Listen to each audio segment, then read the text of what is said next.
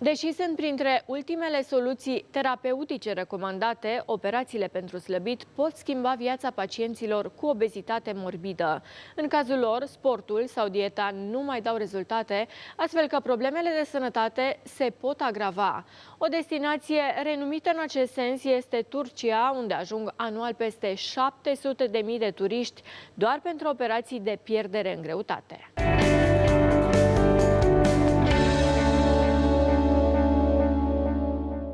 Așa cum știm, kilogramele în plus nu sunt doar o problemă de estetică. Dincolo de aspectul fizic alterat, grăsimile acumulate în exces pe anumite organe duc la disfuncționalități majore și apariția unor afecțiuni care cu greu pot fi tratate. Obezitatea și diabetul sunt cele mai frecvente.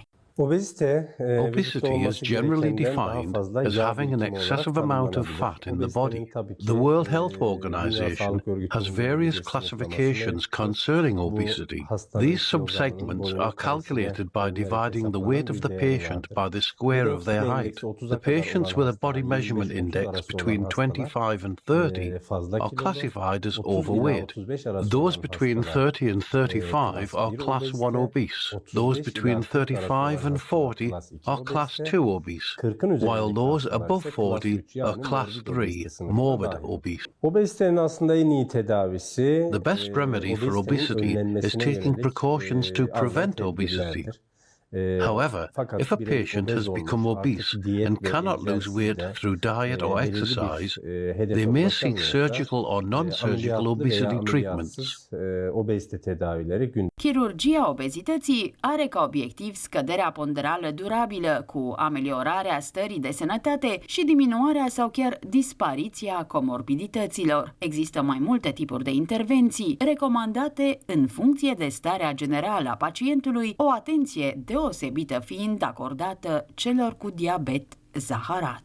In these patients, the pancreas does secrete a certain amount of insulin, yet the tissues resist making use of this hormone. Subsequently, insulin fails to insert the sugar into the associated tissues, and there's a rise in blood sugar. Some type 2 diabetes patients also suffer from obesity, and the body requires higher amounts of insulin. When the pancreas cannot secrete sufficient amounts of insulin to meet these needs, the patient is diagnosed with type 2 diabetes. Sure, while some type 2 diabetes patients are treated with gastric sleeve, we regard bypass methods as the primary treatment. Bypass is divided into various segments, including mini-gastric bypass, Roux-en-Y gastric bypass, transit bipartition, and allele interposition. The common goal of these procedures is to intervene with the digestion of the consumed carbohydrates. By disabling part of the intestines, nutrients are passed onto the excretory system without digestion. Balonul gastric este indicat pentru pierderea în greutate până la 25 de kilograme, fiind o metodă non-invazivă cu riscuri scăzute față de intervenția chirurgicală. The gastric balloon is generally recommended to patients who have up to 20 to 25 kilos to lose, or those who cannot undergo surgery due to serious levels of comorbidity or side diseases. It's necessary to evaluate the state of the stomach prior to the operation. We need to check if the gastric balloon patient has a serious ulcer, gastritis or reflux. If these exist, we might decide against the operation. That's why we view the stomach through the endoscopy beforehand. If no inhibiting diseases are found, we place the balloon in the same session. This lasts about half an hour on average. The patient remains under medical surveillance for 2 hours until the effect of the sedation ends, and then they're released from hospital. O altă variantă este gastrectomia longitudinală, cunoscută drept gastric sleeve. Este o intervenție prin care aproape 80% din stomac este îndepărtat odată cu centrii care stimulează apetitul. The sleeve gastrectomy operation lasts approximately 1 hour. The surgeons enter the patient's stomach through 4 incisions. A camera is inserted through one of the incisions to inflate the inside of the stomach and view the operation. The stomach is cut loose from the surrounding fat tissue.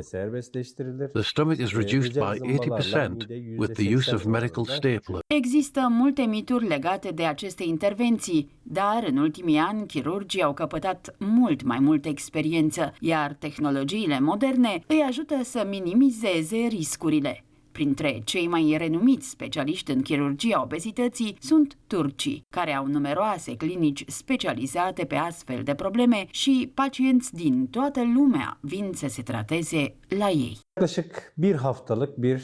We indicate a 7-day period of staying in Turkey. The first 3 days is the operation and post-op period. This is followed by a 3 to 4 day hotel accommodation. At the end of the week, the dietitian evaluates the state of the patient and we see them off to their country of origin.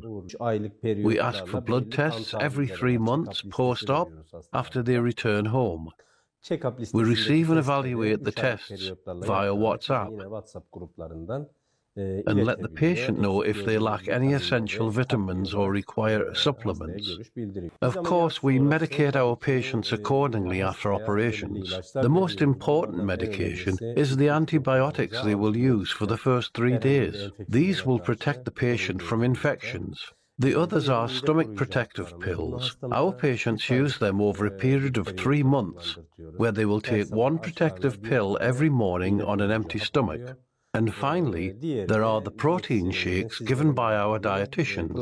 We prescribe a 15-day liquid and a 15-day puree diet following the operation. After these 2 periods, the first month, we start the solid diet. The diet plan after the procedure is the expertise of the dietitians. Potrivit specialiștilor, pacientul ajunge la greutatea ideală în aproximativ 1 an și jumătate după intervenție. Este important însă ca recomandările și dieta să fie urmate întocmai.